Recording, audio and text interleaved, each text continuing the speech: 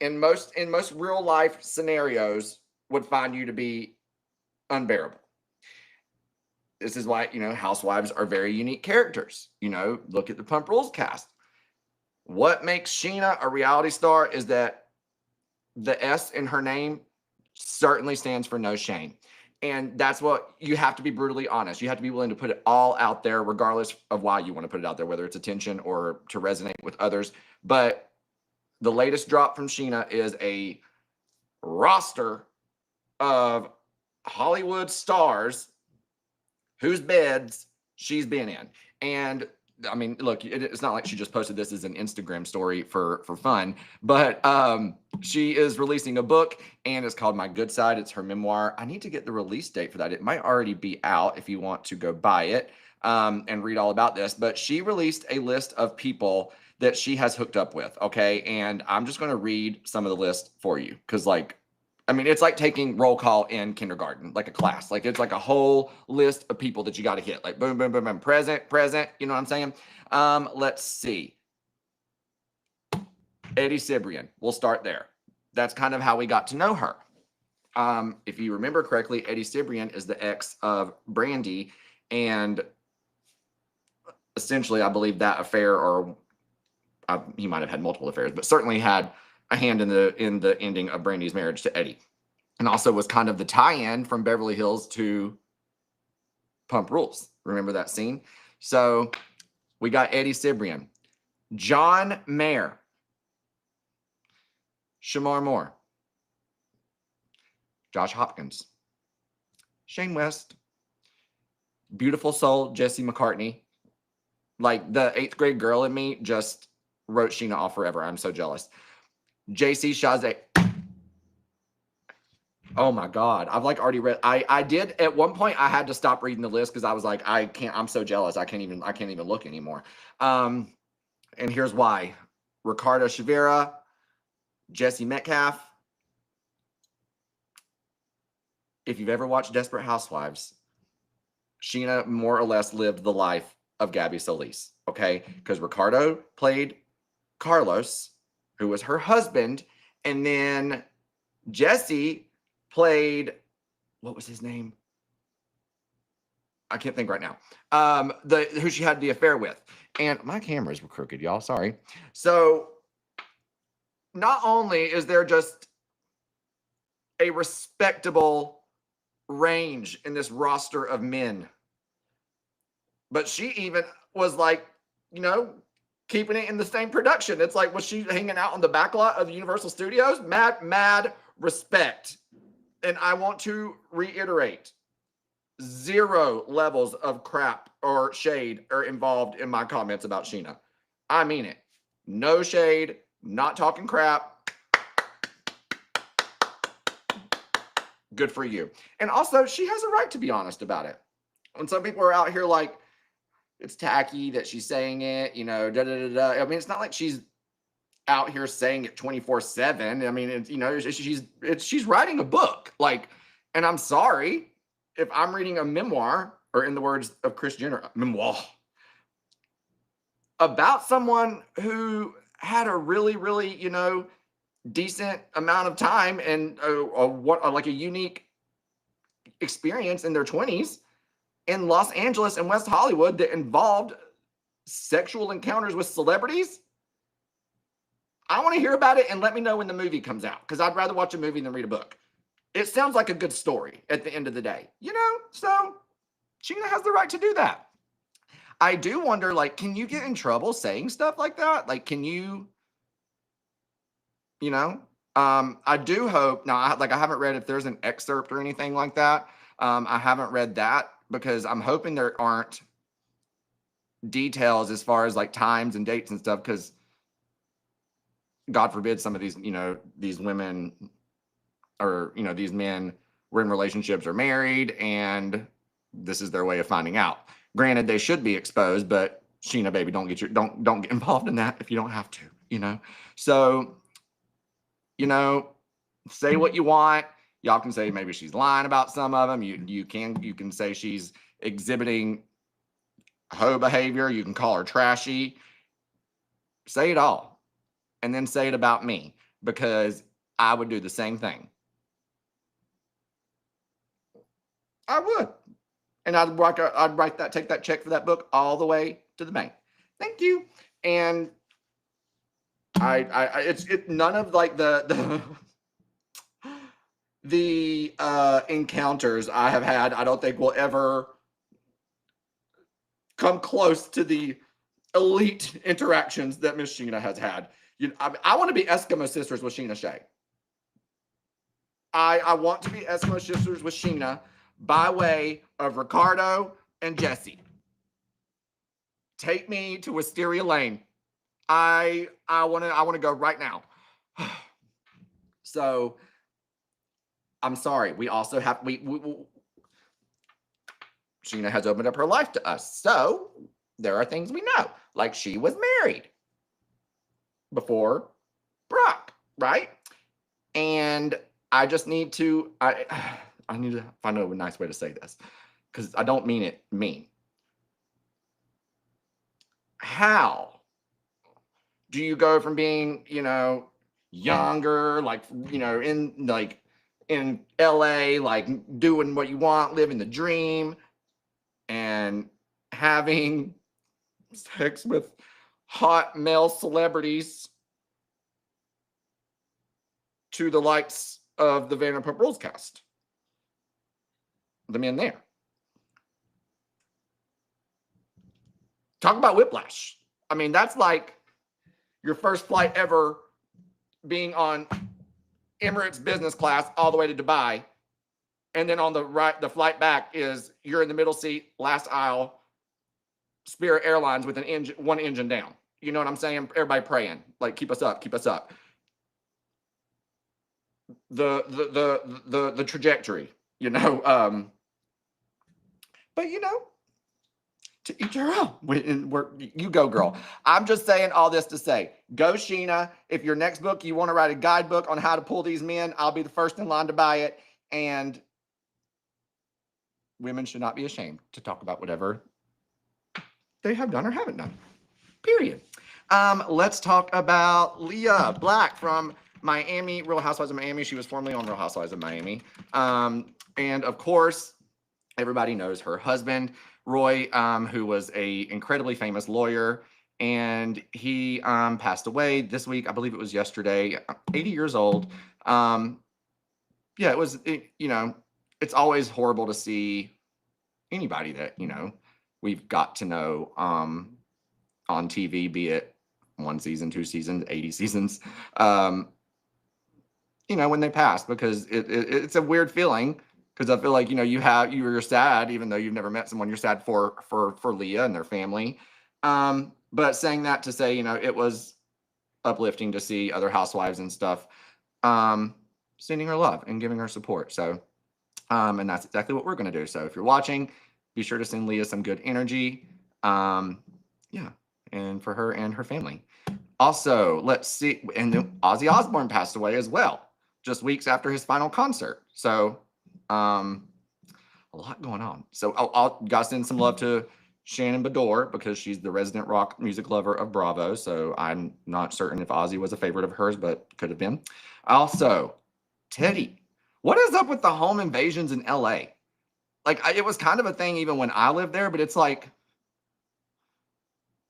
I don't get it. Like, it's all the time. Like, it's all the time. And especially just horrible to think about the people that this is happening to, who have so much other things going on and things that they have to worry about, like Teddi, who is, having this health battle. And my God, as if like life's hard enough on people. Stop inflicting things like this, but I feel horrible for her, but at the end of the day, all that matters is that she was safe, her kids are safe. And I'm just like, it's time for Bravo to like put everybody at like Coto de Casa. We're just going to travel on down to OC. Everybody gonna get behind the gates where, if there's a breaking and entering in the houses, it was one of y'all messing with each other, I mean, like, that's Dorit, that's Kyle, that's Teddi. I think some of them have been hit more than once. So just terrifying. you know, absolutely terrifying. And just thankful Teddi's okay. Another announcement that was made was that Top Chef, do y'all like Top Chef? You know, they go to like different cities and stuff each season, and baby, they are coming to the South. So yes, I am currently living and based in Charlotte, North Carolina, and Bravo made the announcement that next season of Top Chef will be coming to the Carolinas. It's going to be focused in 2 areas: Greenville, North Carolina, which is like Western North Carolina, like towards the mountains, I'm pretty sure. Wait. No. Greenville's out. How about y'all give me a second to learn the geography of my own state? Maps. Well, don't ride with me nowhere, because there's no telling where we'll end up. Oh, wow, I couldn't have been more wrong. I said west by the mountains, baby. It's not even far from the beach. We're complete opposite end of the state. I apologize. Make sure you read Bravo's press release and don't listen to me when it comes to little details about that part. But yes, they are coming to Charlotte. They're coming to Greenville, and I'm really excited. You know, obviously, I think like the cuisine that the South is known for or would be celebrated for is probably like barbecue. So really curious to see what they do and where they shoot. I'm located not too far from like the uptown area of Charlotte. So definitely going to keep my eyes out and see, you know, as someone also who worked in production for so long, I am naturally curious about like the locations and if they're going to use like any studio spaces or anything nearby, and all like how long the filming process is. Those are the things I want to know. But I'm very excited, and I'm even more excited to see what local talent gets to be recognized and go on Bravo and kick up some goodness. So let me know if y'all are going to plan on watching that. And what's another city that you think that Top Chef hasn't hit, or a region that you think they should? But yeah, I'm really, really excited to see who will be on it. I wonder if it'll be anybody I know. Probably not, because I don't know anybody that can cook. This is why DoorDash is my bestie. Also, speaking of besties, or the best show on Bravo right now.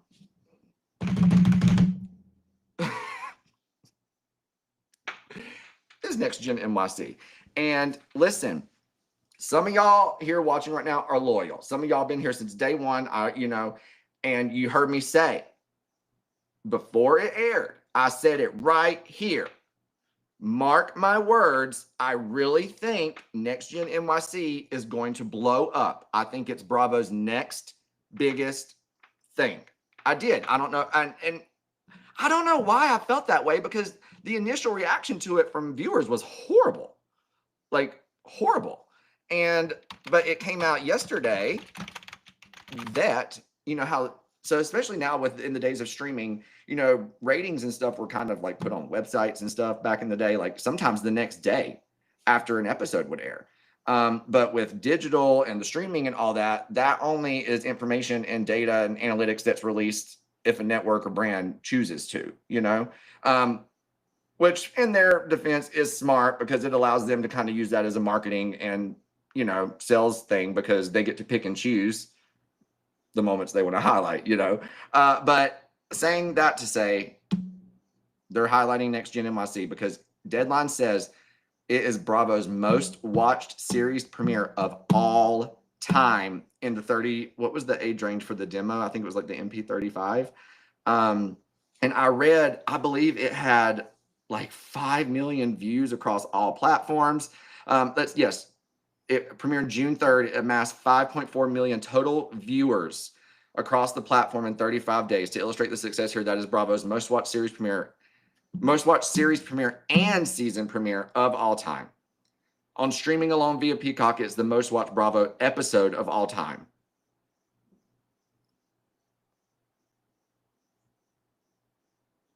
That's crazy, because I put on seasons 4 through 9 of Real Housewives of Orange County every single day for Abby when I would go to work for like the first 2 years that Peacock was out. And Abby is my dog. She particularly loved the Family Van episode. No, I'm just kidding. That wasn't even season 4. But I'm joking, but it's like, that's crazy to think of all the episodes, because you know, when Peacock came out, that gave a lot of people the ability to go back and watch the Family Van episode, to watch the table flip, you know, to watch these iconic episodes. And when did Peacock even release?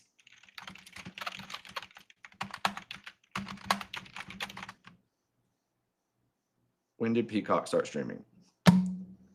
July 15th, 2020. So literally 5 years this month. And all that time, some of these episodes had to climb up that chart of most watched episodes. NextGen NYC still topped it. I hope that helps all of us understand what kind of interest there clearly is behind this show. And also, let's be honest, even to me who loves live ratings, it clearly is an example of the gap between live ratings and streaming. Like, if you look at the live ratings for NextGen, back in the day, if that's all we had was live ratings, no streaming platforms, and that was the numbers that they pulled, they would have never saw a second season. And those are the numbers we saw. Meanwhile, it was behind the scenes becoming the most watched Bravo episode, the most watched episode of all time on Peacock. That's wild. So kudos to them. Kudos to the production company. Kudos to cast, crew, the network. Kudos to, honestly, just everybody for really taking a chance on these kids, you know? I mean, and them for having the courage to do it, because they know what happens to their moms and stuff on these shows, and the public is not nice. They're not forgiving. And again, the initial response also wasn't probably something that made them sleep well at night. People weren't nice about it. So mad respect. Kudos to y'all. Get season 2 going immediately. We need some new blood in there. Let's build this franchise. Let's put one in LA. Yeah. If you're not watching NextGen NYC, you're alone on Scary Island, clearly, because look, everybody else is watching it. All right, going to go back and read some of y'all's comments and chit chat with you as we start to wrap up. All right, good evening from England. Hi, Yasmin. Oh my gosh, I love it. Someone said it's not as Sheena slept with, though she slept with Trump or anything. Honestly, she's exhausting, just wants to stay relevant. Well, thank God she didn't sleep with Jesse Metcalfe or that's not a decision for me. My body is immediately going one way. You know what I'm saying? Let's see. Oh my gosh, so many comments. Lord have mercy. Impressive list of flings. Absolutely. Any Secret Service men on the roster? Only I will read her book. Secret Service. I would love that. What a perfect quote to come in on. She is definitely a Gabby, a respectable range, but also a lot of them are written in the same. Yes. Like, okay, Yasmin, memoir, love your accent. That is exact. Don't y'all remember when Kris Jenner released her book and Chloe and Kim and all them were like, please stop saying memoir. And she's like, it is a memoir. Memoir. My friends in college now, we used to just literally be like, memoir. I literally want to write a memoir just so I can publicly say I wrote a memoir. Unfortunately, mine, if mine had hookup stories in it, it would be air mattresses of men I've met on Grindr, not plush king size mattresses overlooking the hills of Hollywood. So y'all might not want to read mine. Oh, Lord have mercy. KM, we need details, the steamy ones. I mean, it's like, don't even tell me the names unless I'm gonna find out. When she released the list, the list should have been a ranking, best to worst. I want to know. And why? Reasons, 2 bullet points each. You know, what would she name them for? What if they come at her for defamation of character? I mean, I don't know. I'm sure, because you got to think they're doing these books and stuff in partnership and hand in hand with major publishing houses and stuff. So I'm sure they have all the legal support and things that they have to look into before they even move forward with printing names and stuff like that. I would hope. I hope, you know, I hope. Let's see. Scrolling back up. Why would she name them? Oh, let's see. If a memoir is a little much for her at 40, all she is famous, and is she famous to have a memoir? If you I don't care if you're not even famous and that's your roster. I need a 3-book deal. Period. You know? Let's see. Wisteria Lane, if she's going to add any, she might as well mention it all. KM, the typing always sends me. I try to have my links ready, but it's like as I talk, I start thinking of other things. And I'm like, you know, I need to check those details because I can't misinform y'all, you know? So do you actually type that fast? Yes, I do. Funny story about that. In college, I got a job working at a Marriott hotel. And in my interview, I had on my resume, I had my typing speed and it was like 98 words a minute. I'd done many, many, many typing tests. And literally in the interview, they told me they almost didn't even bring me in because they thought I was lying on the resume about my typing speed. And they didn't tell me this until after I had to type in like some form or something when I was there that day. And they didn't tell me until after that they had me do that just to catch me on my BS. And they were like, I've never seen anybody type that fast in my life. And I was like, when do I start? You know? April said, hi. Hi, everyone. LA franchise of NextGen, who would be on? I think Cynthia's daughter would be on. I think Terry and Heather Dubrow's son could be on. Give me some of the Umansky daughters. I think bring back one of the Maloof kids. And then you got to think also there's non-Bravo kids on NextGen NYC. So the rich kid population potential of LA, oh my God, you know? So what was the ranking? I want to know what was the ranking. Like how there's that meme of Cardi B saying, what was the reason? I want to know what was the ranking? Oh Lord. All right, everybody. Well, you know what, Sheena? Thank you for providing us a fun conversation to have today. Well, thank you for that. Oh, Lord. Well, you know what? Let's do it again. How about that? I'll see y'all right back here on Friday at 3 p.m. Eastern. And until then, make sure you slide in my DMs, slide in Hurrdat's DMs if there's something you want to discuss on our next live. And how about I'm giving y'all some homework. Everybody come back with a famous person that you've slept with and added to your roster like Sheena by Friday at 3 p.m. Besos. Love y'all. See you next time.